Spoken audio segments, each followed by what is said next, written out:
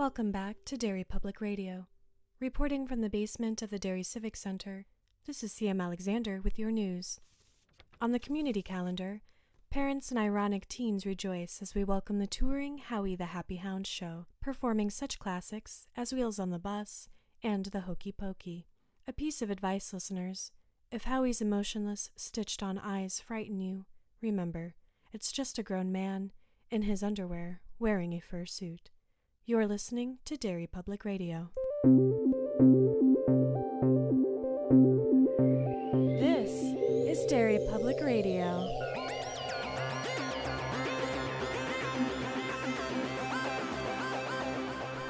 Hello again, constant readers, and welcome back to another episode of Derry Public Radio. This is your host, Benjamin Graham, here with my fellow hosts, Josh Kahn. How's it going, everybody? And CM Alexander. Hello, everyone. I'm excited for this week's episode because we're actually talking about a book I hadn't even heard of.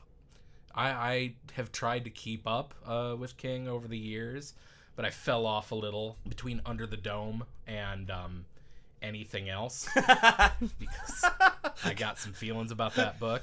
But I hadn't even heard of this book, Joyland. I'm real excited to get started, and I know for this week, CM is going to be leading our discussion. CM, what did you think of the book so far? Yes, thanks, Ben. So this book, Joyland, was published in 2013, and it is a hard case crime novel about a college student named Devin who takes a summer job at an amusement park called Joyland. And what unfolds from there is a ghost story / murder story, which is all I'll say about the overall plot for now in our Part 1 episode, because we'll get to more. Because it hasn't happened yet. Yes, and that. So this story is told first person in the past tense, and that gives a reader some insight or kind of like a teaser into what's going to unfold that summer. So there's a lot of foreshadowing from the narrator, which is kind of something he does a lot, actually. I think I like it. I do too. I enjoy it. Sometimes I enjoy it. You got some feelings about this book, Josh? I do. God, I have some feelings. And I cannot wait to dive into it. Well, yeah, let's get into a little bit of the story. It starts with Devin's walk to work every morning. And he mentions the boy, the woman, and the dog, which is kind of an odd way to start a story because that's going to come up again and again in this first part of the book. And it's pretty meaningless for the readers at this point. Did that stand out to you in either way, the way this kicks off and those three characters he mentions? Yeah, I like, the day in the life kind of start to his story was nice. I was like, all right, puts me in this character's state of mind. Actually, I read the first half of this book twice, and going back and knowing the details I know now and filling in those blanks, I'm like, oh, this is much cleaner. Because there's also a couple times where he refers to the three of them by name before he's met them in the story he's telling. So sometimes it's the boy and the dog, and sometimes it's Mike, and sometimes it's Anne, and some so it jumps around, and so every time I'm like, wait, do I know who this character is yet? Because I'm not sure. I've met so many goddamn characters. I did not realize that these characters were referenced in a pretty important scene until literally the ending of this Part 1 that we read today. In the story, Devin goes to work at Joyland, a kind of crummy-sounding carnival / amusement park, and he meets a gypsy-style character, a woman from Brooklyn that puts on a thick Romanian accent and reads palms and shit. And she tells him, this summer you will meet a little girl in a red hat with a doll and a boy and his dog, and they will be important to you. And as the story goes along, he meets the little girl, important things happen, but I literally did not realize, I kept thinking, okay, when's this boy and the dog gonna show up? It's gonna be something big, obviously, and I did not realize until halfway through the book that the boy and the dog were literally in the first few pages. Right, yeah. So we already know that she is right. Yeah, which I thought was cool. Yeah. I like that as a hard crime book, I wasn't expecting any supernatural. I don't know why I didn't expect anything supernatural in a Stephen King book. I was like, he's going in a different direction. But I think it's pretty cool that there still is that element. Yeah. Mm-hmm. I thought that was really nice. Rosie is her name, or Madame Fortuna. Yeah, Madame right? Fortuna. And she's just one of the really interesting employees at Joyland. So Devin gets this job, and I want to talk about his job interview with Fred Dean, which is the employment officer, and then he meets one of the workers, Lane Hardy. And I really thought that his job interview was very charming. I agree. I love all the characters in this book, honestly. It took me a minute. All of the characters are very... Stephen King is good at writing, like, small bit characters that you just kinda like. Mm-hmm. Yeah. And there's a lot of them. Yeah. There's so goddamn many. So many characters in this goddamn book. But that's, I mean, I referenced it when we talked about Carrie in the last episode that we did on Carrie, that these are, for every flaw, they were charming characters. There were things that I liked about these characters. And this book, also the same thing. The first thing I was just like, man, every person I'm meeting, there's something I am interested in finding out more about. And they feel like real people, yes, as opposed to goofy cartoons, which is another thing that kind of happens in some Stephen King books. Right. Except that Lane Hardy apparently looks like a cartoon character by like the description, that he looks like a cartoon carnival barker. I kept trying to think, if I was going to cast that character as an actor, who would I cast? Jude Law from Sherlock Holmes. Well, there you go. I love that. That was that's who Lane Hardy is as Jude Law in my head. I'm glad you guys mentioned how much you like the characters, because I thought that I was going to have to defend the book to both of you. I wasn't sure what you'd think about it. And the characters, for me, I thought were very well constructed and charming, and he sometimes writes characters that are just very frustrating and gratuitous, and like caricatures of people that they seem to exist for the sole purpose of pissing us off. And I feel like he's taking his time building this world for us and giving us all of this character development, which hopefully has a good payoff in part 2, which we'll find. Yeah, I actually, about halfway through, I started reading it pretty late, but like 30 pages in, I had messaged the group chat we're in and said, oh boy, guys, I'm struggling here. Yeah. For my own reasons, but also I was just like, I can't get into this, and I don't know what happened about halfway in. Something just clicked, and I couldn't help but thinking this is almost not even like reading a Stephen King book. I can't tell who exactly it reminded me of, but it's so outside of what he usually writes. I kind of love it. Joyland for me feels like a real place, like a place I could go, or that I would work for the summer just to have an interesting summer. Yeah, this could be someone's biography. It's like it could be their autobiography. Like that's the style that it's written in, and therein lies my problem. Okay, I want to hear this. When you sent this message and I asked you about, is it content or story, because I have feelings, it is that I don't know that I would continue to read this book if I didn't know it was Stephen King. Like, if going from the perspective like of, this is theoretically, this character wrote this book and this is a published piece of this person's life. That's the way it is written. The way they write annoys me. First off, it's all of the little asides, like all of the little things that are in parentheses, like when one of the examples that I highlighted it's somewhere in the book is that when they talk about the Carolina spin, and he says, go up there where the air is rare, and then a couple spots down the book he references the Carolina spin, and in parentheses, where the air is rare. Like, it's like, he'd be like that fucking guy who's talking to you, and he like, you were there when you both heard the same joke, but then he makes the joke and nudges you with his elbow, like, where the air's rare, remember? You know? Oh, man. Like, I think I'm like, that guy. It's just like, and he does it with the talks, like, as we get into the talk, there's so many times where he's like, I reference, I did this thing, or this in the talk. Yeah. I know it's that in the talk, because I learned it when you did.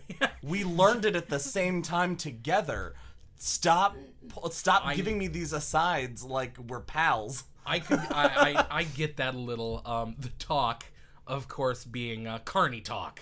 That carnies have this slang that they use. They call the customers are rubes or conies. There's a million examples throughout the book, and I agree. I think he could give the audience a little more faith that they can read context clues. Yeah, but it's not even that. I get that implication. It's that like the fact that it's called that Pop's thing is called a bang shy does not affect anything in the story. I don't need to be reminded that it's called a shy every time you work it. If you just say, I work the bang shy, cool. More likely than not, I will remember that is something you called it. Right. Because I learned it when you did. We learned it at the same time. That's fair. And That's it fair. It didn't wear on me at the beginning because it was, just a few times here and there. And first, it happened a lot of times when he talked about Wendy, his first love, and that was like, okay, that's kind of an emotional processing thing, like where the asides are they're informative, but they're not the point. Later, it just becomes, I'm doing this thing, fun fact. Moving on. It does nothing to increase anything, and I was so annoyed. Speaking of Wendy, I'm sorry, but can we just talk about how he describes his sexual relationship with her? Because it really irritated me. Please, for days, let's talk about his sexual relationship. Also, can I note that I've told both of you this before, that I thought Devin was a girl. I love that. I thought Devin was a girl until the interview with Fred Dean.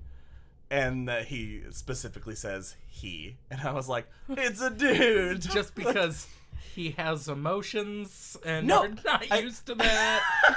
What? I think maybe because we just got done with Carrie and my brain has been in female protagonist mode. Okay. And I didn't remember any other spot where it said he was a male. So I just assumed, because I didn't read any descriptions of the book. I just started the book, went right in. I didn't, read the back cover or anything, where you usually will get that information pretty easily. Well, how I just went forward-thinking into of it. you. I was just going to say, that's very progressive, Josh. Good job. Hashtag me too. I thought, I was like, oh man, like, him and her and her lady haven't had sex yet, and like, oh, they're probably just figuring things out, young college lesbians trying things out. Like, I don't know, it's not my lifestyle, and then so I don't know how to be. You weren't tipped off when he talks about getting an over the pants HJ. That's after the interview. So I mean, to be fair, when it rains, it pours. And once I found out it was a dude, the context clues really started making more sense. I'd like to think that if I hadn't figured it out by then, I would have figured it out at the over the pants HJ. My problem with that was he's upset because, okay, I'm just going to read I have it highlighted. Sure.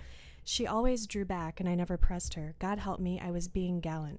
I have wondered often since what would have changed, for good or ill, had I not been. What I know now is that gallant young men rarely get pussy. That line made me so mad. I was so mad reading that line. I was too. But it's one of those things where I'm like, 21-year-old virgin. I get it. Like, yeah, I get, but I get the character character thinking that. But this is a 60-year-old man reflecting about that. Like, if this was something he'd said to a buddy venting, I would have been like, totes and a propes. But I get it. Like, I get that you're angry, and I get that you're a dumb kid. But this is a 60-year-old man who is still carrying around a weird boner for his girlfriend. I did not even. I thought you were talking about Stephen King. It's so weird that Stephen King would write that, and I was like, but it's in character. I didn't even think that it is being written in the character of 60-year-old Devin in the present. Yeah, he hasn't learned much about women. Okay. In these we all know Stephen 40 King years. is a feminist, so there's no way. Yeah. I didn't even think about that. That is super weird. It bothered me. Like, well, because I think at that point you also don't know how old the Devin is in story writing time. You only know how old he is in the context of what's happening. Right. It wasn't until later that he specifically says he's a 60-year-old man still hung up on his first love that he like says his age. And I thought about that and I was like, oh, gross. Yeah. You're still hanging on to some old school misogyny, my friend. Yeah, he was not reflecting on what he was thinking then. Yeah, that's a current feeling he has now. Like, that's something that he learned and holds true. Yeah, you got to be forceful. Yeah. When women are hysterical, you slap them. When they don't put out, you take it. God. In the upstairs of the Cavalier, if you can. like a cob of corn. Oh, God. All right, so back to the story. So he's making his way out. He accepts the job, and he runs into Lane in the parking lot. And Lane gives him some really great advice about summer lodging with this another awesome character, Mrs. Shoplaw. And then it gets weird. He tells him that the horror house is haunted, and then he's like, okay, break's over, ask Miss Shoplaw about it. Yeah. Peace. Flips his derby cap and walks back inside. Because he's a cartoon carnival barker. He is. Any feelings on Emelina Shoplaw? I adore her. Mm-hmm. She's just so accommodating. Like she's very much she knows what she's about. She's got her rules. She's interviewed all these people. She's presumably done this for years. And the way he describes her, what he thinks she's going to be like, and then this woman who actually answers the door. He says Dickensian. Yeah. Yes, that was the phrase. And she seems super nice, and the room seems super cool, and it's just like, all right. It sets up like every person he's meeting is a positive person, which is exactly what he needs in the time he's like going through. I feel about Miss Shoplaw the way I feel about, honestly, pretty much all of the characters, Joyland itself. It's the reason I think I'm getting to really love this book is reading about this kid's experiences. First of all, let me say, I relate to several of the things in this book. Recently going through a long-term breakup. Ladies. Thank you. Anyway, listening to Devin's experiences, moving across the country, living in this beautiful seaside town, working in this carny, there is a part of me that I say, I want that. Mm-hmm. I have, been through some shit. We've all been dumbass 21-year-old kids that we're going through some stupid, inconsequential bullshit. And just the idea of running away to this kind of idyllic, nostalgic sounding, crazy job appeals to the inner me that's always wanted to run away and join the circus. Yeah, that's perfect. Yeah, it's a great escape. I see why he's writing about this later, because what a wonderful time in your life, and for that to happen at that time. Like if only we all had some Miss Shoplaws and Rosie's and Lanes. And I mean, I did this in real life. You ran away and joined the circus? I did not run away and join the circus. In college, I was a theater major for a year before I realized that being a theater major in the middle of the Midwest is the biggest waste of time in the entire world. Sorry, theater majors, but moved to a big city. I went through some rough times, and instead of facing them and trying to fix my problems, I ran away and lived in Disney World for a few months. That's so awesome. And, like, reading this, it reminds me of that so much. But also, in the book, several of them, there's some shit talking about Disney World, that it's too scripted and it's too corporate, and that is 100% true. There are no Miss Shoplaws and no Mr. What's the guy that owns the place? Mr. Easterbrook. There are no Mr. Easterbrooks in Disney World. It's a little more sterile than that. So yeah, reading this and reading about all the characters, it's all so endearing. Yeah, endearing is a great word for this book, and especially this first half where really nothing's happened. More, I mean, like as far as like because going into it, it's a hard crime novel. We know that, but none of the hard crime has happened yet. Right, which so I'm hoping, given, because Ben has commented in the past about, the first parts of the book are really awesome and then the ending just falls apart. So that's true. Maybe since the we first get the part, reverse. yeah. Not that the So first we'll hope for the best. Can we take a second to discuss Wendy Keegan so that we don't have to talk about that bitch anymore? Yes. Sure. Because she's the worst. She is the worst. She's terrible. Yeah. All right, that was argue. it. All right, Okay. Wendy Keegan. No, okay, so Wendy, I am not sure what Wendy means to Devin. He's he says envisions them getting married, him being a writer, them having a family. She's gonna open a boutique that she always dreamed of. Like that's their dream life. She gives him over the pants HJs and under a staircase. Classic romance. Yeah. Yeah. And then sends him a breakup postcard. Isn't it a postcard? Well, she sends him a really shitty postcard and then sends him a breakup letter. That's what. Yeah. Yeah. And so the breakup doesn't even happen face to face. There's all these implications that she might have moved on with someone else where she was going, and he still doesn't know what's true or what isn't. Yeah, there's no closure. Yeah. It seemed like she was hoping that he would get the hint and just go away. Right. And he didn't. Like a And real so- bitch. Yeah, and so then she had to send him It's this so ridiculous. letter. It's so immature. Like everything about it is so immature. And the question that I have being, like I said, what does she mean to him? Because there are so many things where he, still talks about like the first love, and I have all these scars, and I still think about her. And then there's other times where he says, like Wendy Keegan is a name that doesn't mean anything to me. That's not true. That's clearly not true because you keep bringing her up. Granted, the breakup is a big part of what drives him personally through this story, but it's just. What is it? What does she mean? Everything, or does she mean nothing? There's a section of the book, and unfortunately, I took no notes. But there's a section where he talks about how the brain will do anything to save itself. It will come up with any justification to save itself from harm, and I think that's what that is when he is saying, when his best friends Tom and Aaron are they first learn that this Wendy broke up with him, and he pulls the 20-year-old guy reaction of yeah, it sucks, but I'm cool. It's not that big of a deal. He even says it's just like the brain will do what it can to save itself. Sure.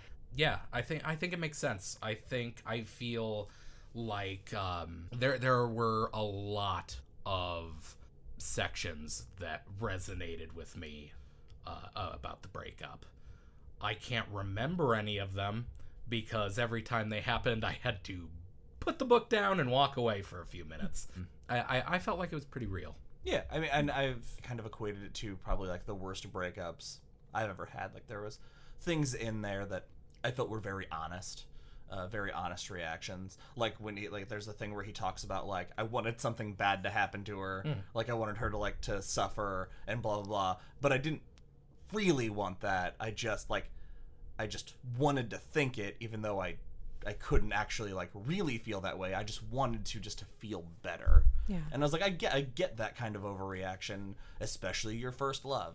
Like it puts you in a weird place. Well, and since she had broken up with him, it's I think it's always harder then too, because you don't really have that. It wasn't your choice. Right. You feel powerless. And the way she did it too, he didn't really have closure. And I think part of it, I got the impression that he felt like she checked all of the boxes for what his life was supposed to look like with a partner, maybe, at least at the time. Yeah, that makes sense. All right, so let's jump in again. Miss Shoplaw, she feeds Devin lunch, which I love because what landlady feeds you lunch? I'm serious. I mean, it's a Campbell's soup from a can and yeah, but grilled cheese. And a grilled cheese. That makes the Campbell soup. So anyway, so she's feeding him and she's giving him Five-star advice. restaurant. Yeah, because she houses a lot of the summer employees of Joyland. So she's giving him great advice, and then she starts talking about the murder story or ghost story that is a murder story but also a ghost story. Yes, that I was very excited about that. The way that she tells this story is really effective. It was for me. And this is the part that I'm excited to talk about now, is the mystery portion. So let's go through the story. Okay, so she's telling Devin about this horror house ride, and this young woman, Linda Gray, gets murdered inside of the horror house, and they never find the guy, although they do have pictures of him because, as we learn later, the women who work at Joyland, if they look a certain way, I assume, get to be these like cute little girls that run around and Hollywood girls. Yeah, Hollywood girls. Get the Conies, like Coney Island. Yeah, to give them money for pictures. And they have this guy with Linda Gray in all these photos, but they can't really tell what he looks like. So what she says about it, is it really a ghost story? I've never been in that damn fun house, so I don't know for sure, but it's a murder story. That much I am sure of. And then later she says, I would think about the man who went into Horror House with his arm around Linda Gray and wearing 2 shirts. 2 shirts because he used the outer shirt to mop up all the blood and then left it in the horror He house. murdered her and then took off a shirt and threw it into the dark. Yeah. The man with the tattoo bird on his hand and the straight razor in his pocket. And I was like, Chilling. Yeah. Chilling. Slits her throat, throws her out of the ride, and then takes the rest of it just to clean it up, and they find bloody clothes. And the one clue we have, and throughout this book, there's no real indication that this is a murder mystery book. This is all coincidental almost. It's just a story. Yeah. But we know that the murderer, who is never caught, has this bird tattoo, the head of a bird tattooed on his hand. And I wanted to ask you guys, obviously this is going to become important in the second half of the book, I would hope. I would hope so.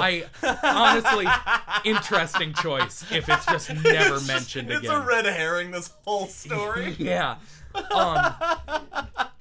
But I wanted to ask you guys, if this is a murder mystery, A, is the man with the bird on his hand someone we've met? Or is it going to be just a rando Coney that he sees with a bird on his hand? Because I have a prediction. I don't want to say because I've already read it. So I can't. It's like... So this is just between you yeah, and me. I'm sorry. Okay, but I want to CM hear. has to leave the room. She's not allowed to talk about. I'm not going to look at CM, so I don't see Ben and I her. are going to look into each other's eyes and have this conversation so that we don't look at CM. Okay, I have a prediction. Go on. At the park, the workers are divided into teams.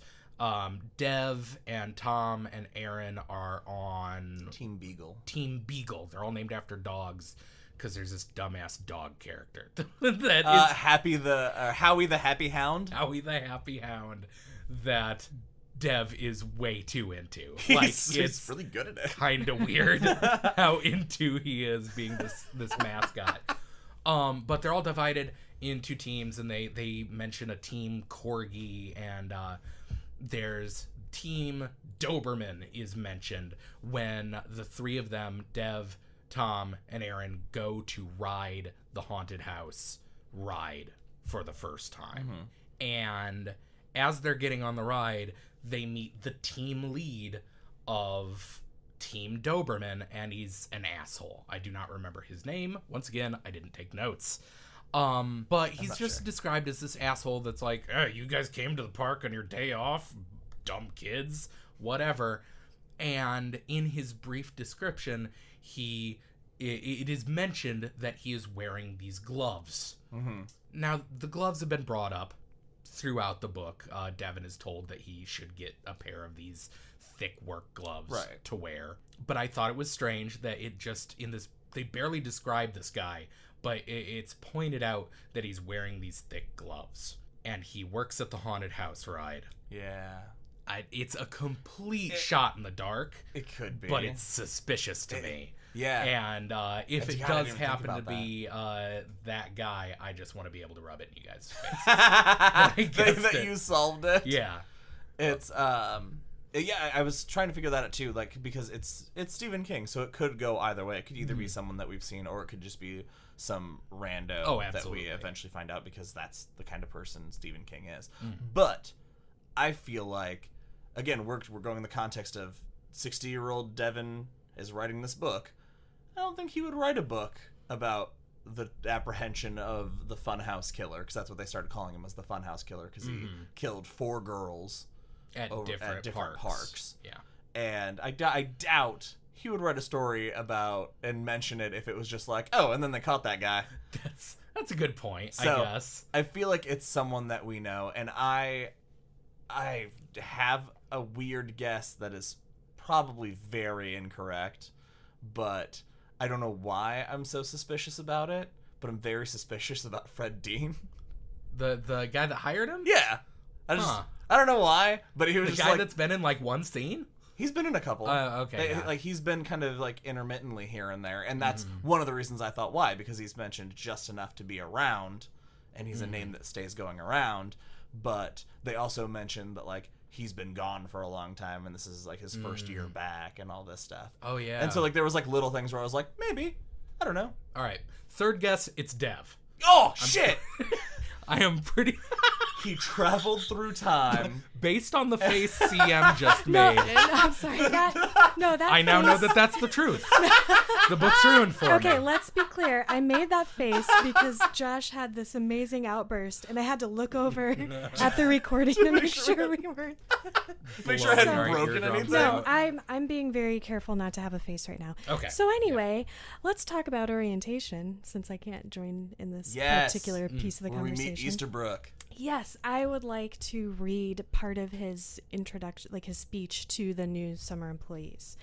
He starts it off, "This is a badly broken world, full of wars and cruelty and senseless tragedy.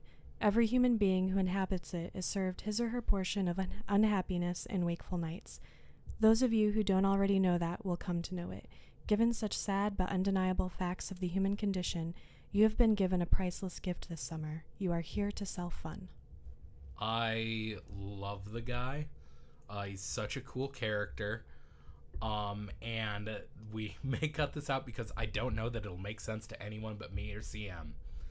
The entire time I was reading, think of this. Mr. Easterbrook is the twinner of the guy from Nosferatu, a book written by Stephen King's son. What? We're just going to say yes. No, totally. And for you, that sounded like gibberish. Wait until we get into our Dark Tower discussions. I'm sure we will have entire episodes about it. It's going to be nuts, you guys. It'll happen. Now, that speech is great and all, but my favorite line of that entire scene is Tom going, "Oh, he's the Jesus of fun." I was like, yeah, like it's just like that honest, like, oh, this guy's the Jesus of fun. And Tom, so it's Tom, Devin, and Aaron, these 3 friends. Tom is kind of the goofy guy of the group, and of course he and Aaron fall in love, and it's very sweet. Which is adorable. It's super adorable. And I also noticed on my second read through of this first half how early they basically clue in that the 2 of them are going to end up together. It's literally like the first paragraph. The first, yeah. Yeah. There's like, oh, it was pretty obvious that they had a thing for each other. But I didn't, well, he mentions it like at the very, very beginning of the book before you've met these characters that he references the thing about them being in love and that they've gone back. Because he says the greenhouse didn't affect my life until after such and such and such and such, and after they'd left and fallen in love. And so going back, I was like, oh shit, yeah, they telegraphed that way ahead of time. And then Tom dies of cancer.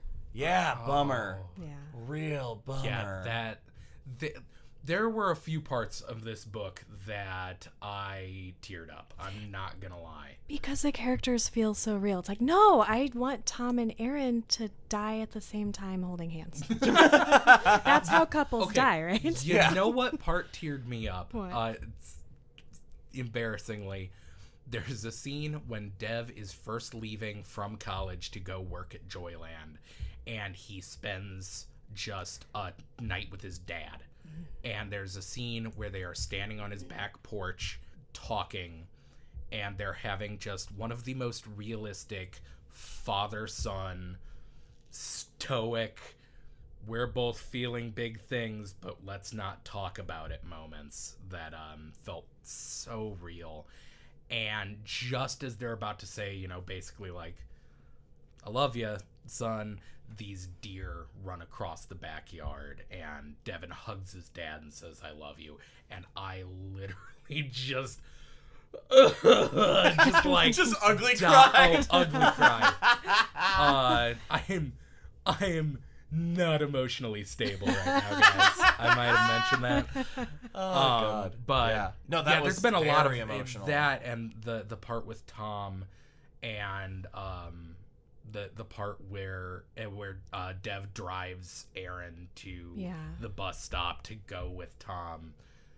There's some tear-jerking moments. Yeah. And fantastic. she lays this passionate kiss on him, and she's like, if I could have, I would have made you forget about that girl. But of course she was with Tom. And I liked it. Yeah. For Tom. I liked it that when she did that, I didn't feel betrayed on behalf of Tom. I was like, if Tom was there, he would understand. Tom would get it. It was their just true. It was friendship just so melancholy and bittersweet.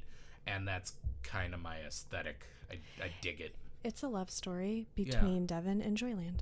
Yeah. It is. I have a question, though, in regards to, we talked about, as you brought up, the deer. And this is something that my limited Stephen King reading I have already noticed, so I'm sure you guys have noticed this. How cavalier he is with major parts of someone's life. Like dead moms. Yeah.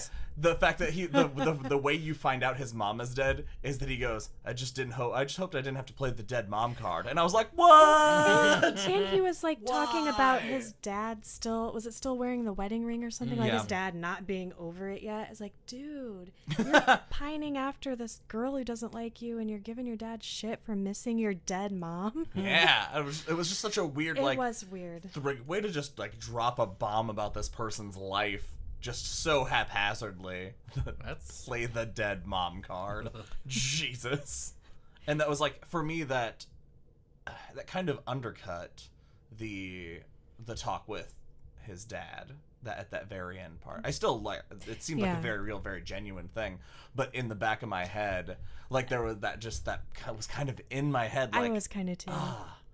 You are real cavalier about your dead mom. It's almost like that didn't fit. Like that was someone else saying that. Yeah. Okay, so Lane teaches Devin how to man the ride for the Carolina Spin in about 5 minutes. Where the air is rare. What? Oh, I'm so glad you said that. I did not remember.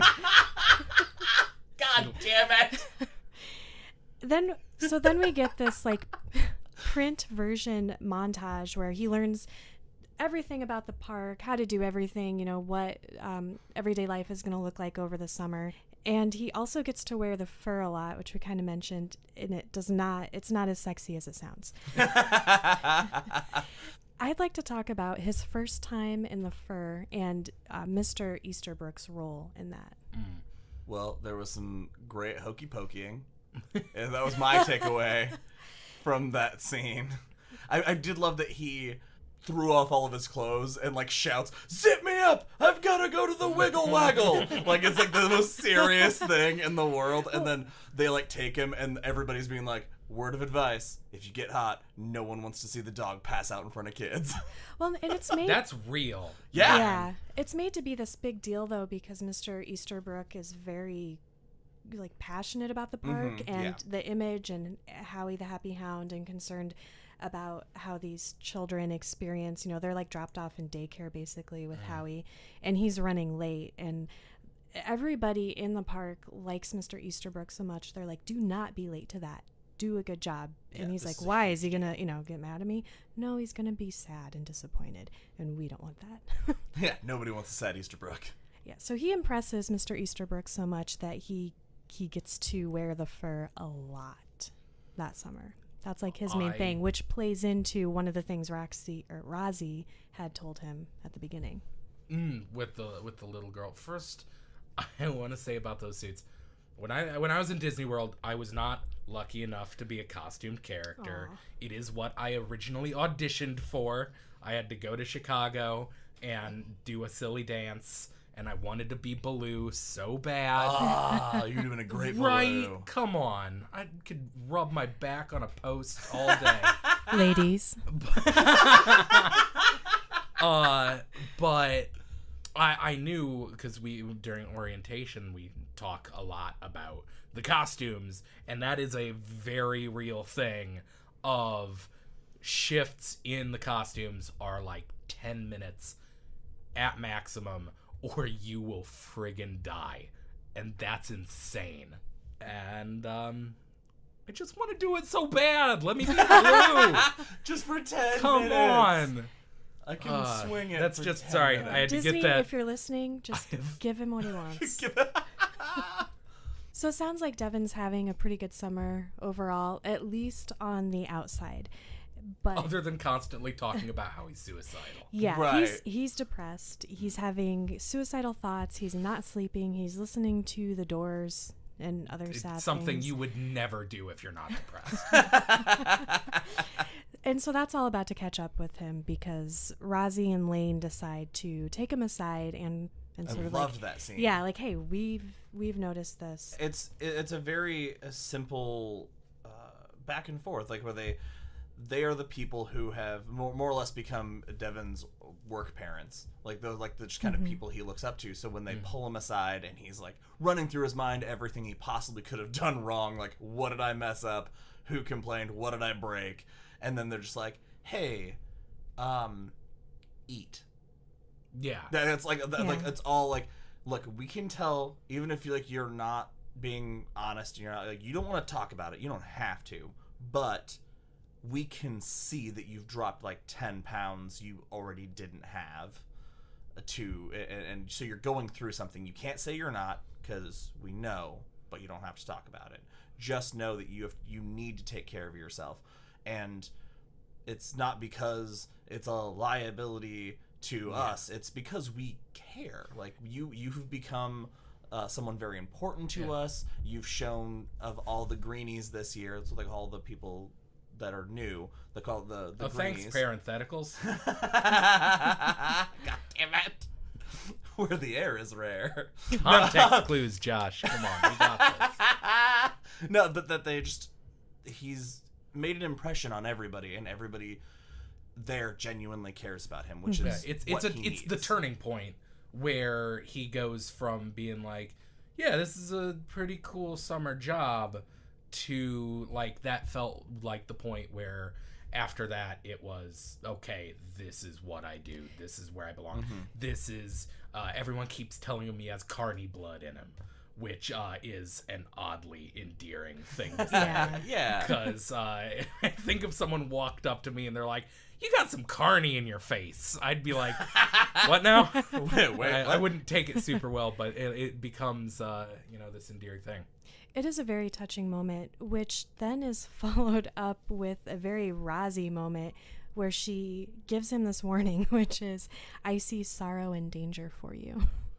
And she reminds him again about the little girl with the doll, which is fortunate because 4th of July comes around not too long after that. He's going to have to wear the fur like 10 times because he's so good at it.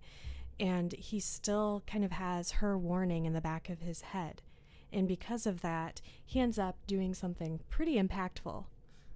He gives a little girl the Heimlich a year before the Heimlich maneuver is a thing. Because he was a lifeguard? I guess, something? Yeah. But I thought that was 2 summers before he took, he was bored and took a first aid that was a very weird portion of the book that Stephen King had to take a paragraph out to be like, listen, okay, so this is an anachronism, I get it, shut up, don't write me a letter about this. Devin invents the Heimlich maneuver, don't worry about it. But he does, he saves a little girl from choking on a hot dog. And he's wearing the suit. when he yes. does it. Howie saves her. His head Well, falls. I mean, Headless Howie Howie. slash Headless Devin. Howie. He's got 2 heads. Fun fact, Disney would fire you for that. I bet, yeah. But Mr. Easterbrook would not. Yes. He would tell you he can't give you a bonus, but he would love to. The greatest thing a boss can tell you is, I really want to give you some money. Bye. Well, and then the parents want to thank him for saving the little girl, and it gets huge publicity. And I think Mr. Easterbrook tells him that brought in like 20 grand worth of profits into the park. So he meets with the parents because they want to thank him. And the little girls, I like how he describes the little girl. She's just sitting in a chair reading a magazine and just like yelling out names. And they give him a check for $500 and he tears it up. That was so sincere, and I loved it. Yeah, it's another thing that I just like Dev. He's a good guy. You're rooting for him, you know? Yeah, just don't even date if he him. is kind of a dingus. That is kind of, some would argue, Tom would argue, is slowly throwing his life away. Right. In the coming scenes. For a 21-year-old, though, to have that rationalization of like, you might not be able to risk this money because I'm telling me that you just started a business and you have another kid on the way. Yeah. And like to have that kind of, it's noble as shit. Yeah, it's so noble, and it just speaks so much to his character. But I think the most important thing out of saving the girl, besides saving someone, but that Easterbrook gives him a favor. And which I loved this part. Mm-hmm. I don't know, how far is that skipping well, ahead? No, it happens right then. When he calls in the favor as because, well. That's what I meant. So, that's what I meant. Yeah, he gives him a favor, and not much happens in between then, because Tom, Aaron, and Devin decide to ride the horror house on their day off to see if they can see Linda Gray's ghost. And of course, Tom sees it because he's a skeptic, and no one else does. And that's pretty effective too, because the way he reacts to it, and then the way he describes it with her holding out her arms, like, help me, kind of. And then it's shortly after that, because Devin wants to see her. And that's not the only thing. He's still recovering from all of this emotional turmoil. But yeah, we can definitely get to that. I love this part after Tom sees the ghost and Devin saved the little girl, and he's all messed up. The summer's coming to the end, to the end, and he goes to see the psychic, Rozzy, and he essentially comes to her and he's like, "Listen up, are you bullshit or not? What's the deal?" And she hands him an envelope and says, "This isn't what you came here for. You did not come here today to ask me about my powers. You know what you came here today. Go do it, and then open this envelope when you're done." And he immediately goes to Mr. Easterbrook. Thank you. Mr. Easterbrook, and says, "I'm calling in my favor. I want to be full-time. I want to stay on after the summer." And Mr. Easterbrook shakes his hand, and he stays on. He becomes a permanent hire at Joyland, and then opens the letter, and the letter says, you want to work here full-time. Yeah, you're going to ask to stay on. You're going to ask. He'll say yes. And I thought that was so cool. I just wish she'd popped up from behind something and been like, finger guns, gotcha. And, but run off. She did her version of that though, because she added, in typical Rozzy fashion, she added another kind of ominous warning, which was, "Oh my God, you saved the little girl, but dear boy, you can't save everyone." Wow. And that will be, I think, I have the feeling that's going to be most of the second act of our book, which if we're taking guesses, is going to center around what are their names? Max and Annie. Mike and Anne. And I forget the dog's name. Milo. Thank you.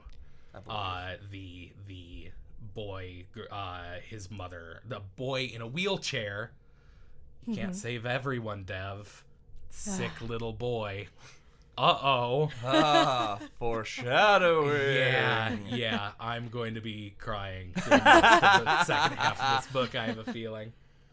So that is a great prediction, the way she puts it in there. But we didn't talk about this beforehand when that introduction, but I still think my favorite thing that she said to him was at the very beginning when he was like, "Oh, do you see a dark-haired woman in my future?" And she goes, "No, she's in your past." And I was like, "Oh God!" Like, that is rough. And then he's like, "Oh, I was thinking of Wendy." And I was like, "Yeah, we know. Yeah. This is not going to go the way you want it to, buddy." Future Devin's already told us this doesn't work out. You are still getting there. You're catching up. So yeah, that brings us to the end of part 1, and I know I've already read it, but it's been a few years, so I don't know about you guys, but I'm really excited to see what happens, and really excited to remember which of your predictions is actually true. Because I kind it was of vaguely... Devin. It was Devin the whole time. I knew yeah, it was Devin. He's the killer. Yeah, it's. I have to say, like I said, I am enjoying it. I'm enjoying the story. I'm enjoying the characters. Did you see they worked in blue chambray shirts? Yes, I was going to bring that up.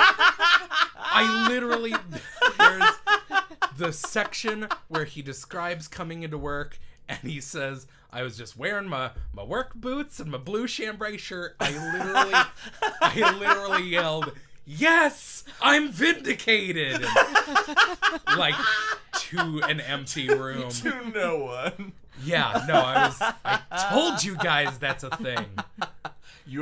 I highlighted it because I was like, if Ben doesn't bring this up, I have to. I completely forgot. That was, had I brought notes, that would have been triple underlined. It would have been a third of your notes. I am justified.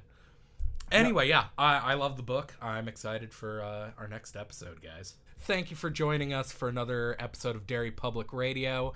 I am Benjamin Graham. I'm Joshua Kahn. CM Alexander. And I wish you long days and pleasant nights. Hey everyone, CM Alexander here. We hope you enjoyed the first episode of Joyland. We would love to know who your favorite Funhouse Killer suspect is, so please leave us a comment where the air is rare, on Facebook or Instagram at Derry Public Radio, or on Twitter at Derry Public. If you do leave us a comment, we may give you a shout out or use your comment on an upcoming episode. Please subscribe and give us a review. It helps us get out there. As always, send any questions or comments to us at derrypublicradio@gmail.com. Join us next time for Joyland Part 2 as we figure out who was right, Josh or Ben, or the silent CM. Goodbye, readers.